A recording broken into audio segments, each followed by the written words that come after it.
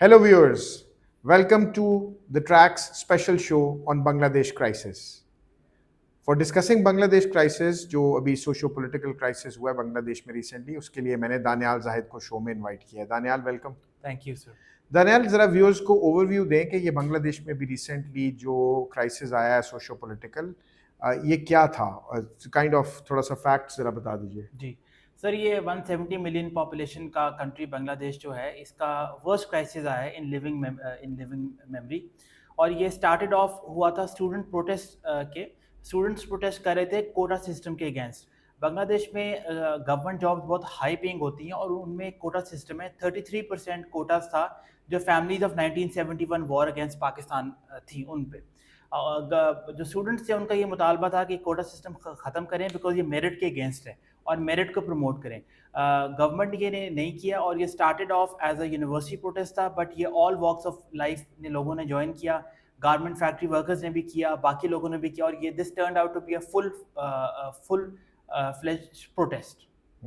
सो basically quota system के against एक आप समझें कि एक प्रोटेस्ट इसलिए जनरेट हुआ कि आप कहते हैं कि हाई पेइंग है government jobs in comparison to Pakistan ज़्यादा पेइंग है वहाँ पे. ज़्यादा पेइंग है और फिर आपको पता है सिक्योरिटी होती है, पेंशनेबल होते हैं, मेडिकल होता है. राइट, जैसे पाकिस्तान में होता है. तो लोग चाहते होंगे कि हमें वहाँ पे भी मेरा ख्याल है यूथ है काफ़ी, और वो चाहते होंगे कि इसको मेरिट ओरिएंटेड ज़्यादा किया जाए और कोटा सिस्टम को कम किया जाए. बाय द वे व्यूअर्स, आपको भी पता है कि पाकिस्तानी सिविल सर्विस में भी कोटा सिस्टम में भी प्रेवलेंट है, और क्योंकि डेवलपमेंट इक्वली नहीं है अक्रॉस पाकिस्तान रीजन वाइज, तो इसलिए मुख्तलिफ प्रोविंसेस को, मुख्तलिफ जगहों को, मुख्तलिफ रीजन्स को कोटा सिस्टम के तहत रिप्रेजेंटेशन मिलती है पब्लिक सर्विस के अंदर.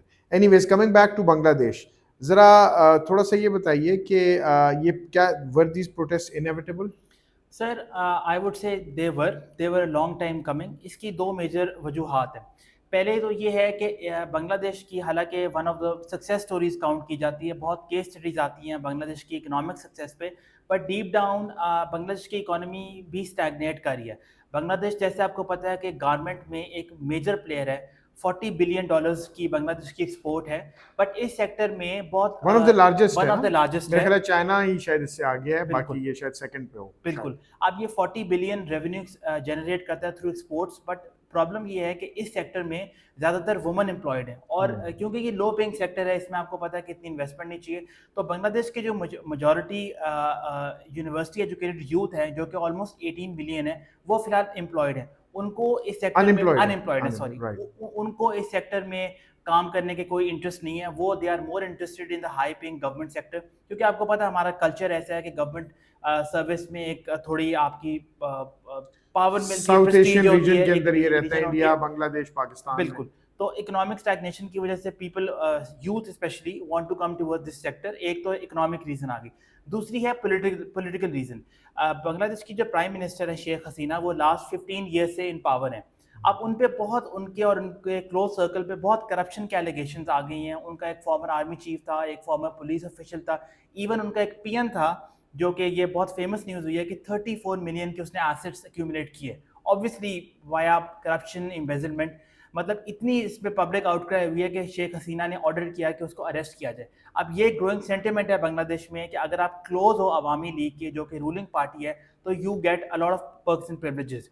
इसी तरह शेख हसीना ने अब 15 ईयर से पावर में है, तो शी इज़ ग्रोन ऑटोक्रेटिक. उन्होंने बहुत मीडिया पे पाबंदियाँ लगाई हैं. उन्होंने जो अपोजिशन है उन पे रिस्ट्रिक्शंस लगाई हैं. और आपको पता है कि बांग्लादेश की जो मेन अपोजिशन पार्टी है, उसने ये इलेक्शंस बॉयकॉट किया था.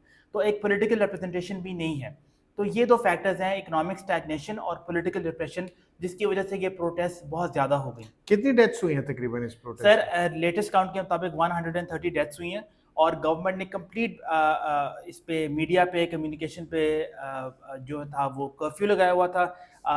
जो स्टूडेंट्स थे उन्होंने पब्लिक रेडियो, पब्लिक टेलीविज़न को भी इवन आर्सन आग लगा दिया.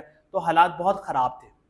ओके, अच्छा, अब ज़रा थोड़ा से कोई लेसन्स बताएं पाकिस्तान के लिए, इसमें क्या है? इस प्रोटेस्ट से पाकिस्तान कैसे कोई पॉलिसी लेसन्स ले सकता है, या कोई जो ओवरऑल सोशल डोमेन में पाकिस्तान में भी आपको पता है कि कोटा सिस्टम भी है, इसके अलावा अनएम्प्लॉयमेंट रेट्स भी काफ़ी हाई हैं, और फिर पॉलिटिकली भी पाकिस्तान के में ये जो रिसेंटली हमने देखा है कि گورنمنٹس وہی بار بار آ رہی جی ہیں زیادہ تر جو پہلے بھی رول کر رہی تھیں. جی تو جیسے حسینہ واجد کا آپ نے بتایا کہ وہ بھی کافی دیر سے رول کر رہی ہیں. جی. تو پاکستان کیسے اس طرح کے پروٹیسٹ سے بچ سکتا ہے یا کیا لیسنز لے سکتا ہے؟ سر پاکستان کے اور بنگلہ دیش کا بہت اسٹرائکنگ ریزیبلنس ہے. پاکستان ایک تو اکنامکلی اتنا ابھی فی الحال امپاور نہیں ہے, economic conditions are really bad in Pakistan. تو یہ بہت خیال کرنا پڑے گا کہ this can act as a catalyst. Economic condition جتنے خراب ہوتے ہیں, انفلیشن ان امپلائمنٹ اسٹارٹ ہوتی ہے اور لوگوں میں ایک انزائٹی انیز ہو جاتا ہے, which is a perfect condition for an explosive situation. تو ایک تو پاکستان کو اکنامکلی امپروو کرنا پڑے گا. دوسرا, پاکستان میں بھی بہت پولیٹیکل ریپریشن ہے. اب آپ کو پتہ ہے کہ بہت میس لیول پہ اریسٹ ہوتی ہیں, الیکشن بھی بہت کانٹروورشل ہوئے ہیں. تو یہ بھی ایک فیکٹر ہے کہ اگر آپ پولیٹیکل پارٹیسپیشن نہیں سب کو کرنے دیں گے, if you been certain stack holders کو الیکشن نہیں کرنے دیں گے, تو اس سے بھی ایک بہت وولٹائل سچویشن ہوتی ہے. تو پاکستان کو یہی ہے کہ اپنے اکنامک فنڈامنٹلز بہتر کریں, پولیٹیکلی جو ہے اسٹیٹ کو رائٹس دینے چاہیے, اور اسٹیٹ کا جو ریئیکشن ہے وہ اتنا ڈسپروپورشنیٹ نہیں ہونا چاہیے. بنگلہ دیش میں بھی سچویشن جب زیادہ خراب ہوئی جب اسٹیٹ نے کریک ڈاؤن کیا اور لوگوں کی ڈیتھس ہوئیں. تو پاکستان کو یہی کرنا چاہیے, ان فیکٹرز پہ کریں اور کوشش کریں کہ سچویشن ان ہینڈ لائیں, کیونکہ جب سچویشن آؤٹ آف ہینڈ, جب عوام سڑکوں پہ نکل آئی تو کنٹرول کرنا بہت مشکل ہو جاتا ہے. چلیں, تھینک یو دانیال, آپ نے ہمیں یہ بنگلہ دیش کرائسس پہ انلائٹن کیا. تو ویورز, آپ نے دیکھا کہ کیسے ایک یونیورسٹی سے پروٹیسٹ سٹارٹ ہو کے 130 ڈیتھس تقریباً وہاں پہ ہو گئیں جیسے دانیال نے بتایا ہے, اور ایک کوٹا سسٹم کے خلاف ایک وائس ریز ہوئی اور وہ پھر وائلنٹ کنورٹ ہو گئی, اور ایونچولی سپریم کورٹ نے اس کو اوورٹرن اسٹرائک ڈاؤن کر دیا ہے, اور اب وہاں پہ 95% میرٹ میں جابس جو ہیں وہ ملیں گی. So which is actually I think in fact a good step in good step in a positive direction کہ لوگ جو ہیں میرٹوکریسی کے تحت پبلک سروس کو جوائن کریں یا جابس کو جوائن کریں. اور جیسے 18 ملین بتایا کہ وہاں یوتھ جو ہے ان امپلائڈ ہے ابھی بھی, ڈسپائٹ ایک اچھا گروتھ ریٹ بنگلہ دیش نے مینٹین کیا ہے ریسنٹلی, پھر بھی وہاں پہ ان امپلائمنٹ ہے 1.80 کروڑ جو 18 ملین بنتا ہے.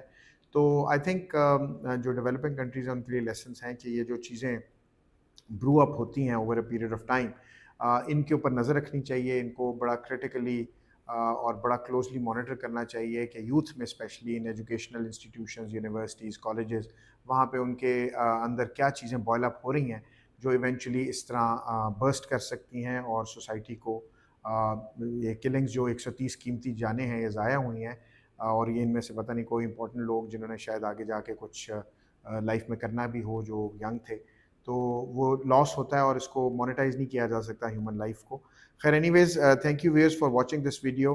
Stay tune for more join treks.